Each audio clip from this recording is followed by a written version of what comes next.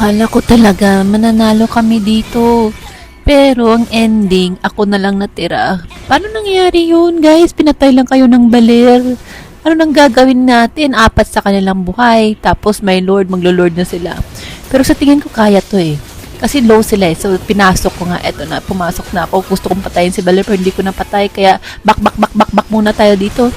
Eh, napatay si baler ng lord. Lo, double kill. Ito si Lapo-Lapo, galit na galit kasi napatay yung dalawang kasama niya. Ala, mukhang hinahabol talaga ako ng Lapo-Lapo. Galit na galit to. Hindi ako tinantanan.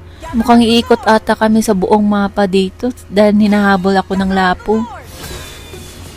Sige pre, habol. Habulin mo pa ako. Habulin mo ako.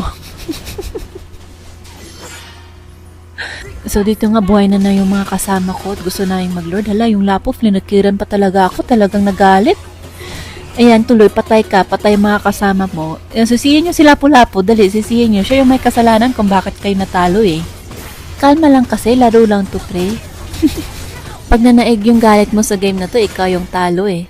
Dapat cool ka lang, fun lang yung laro. Laro lang to guys, for entertainment purposes only. So, victory! So, tingnan nyo naman yung ating core dito, kaya palang hirap-hirap ng laban na to eh. Kasi 1-1, 10-10-10-10 yung score niya eh, no?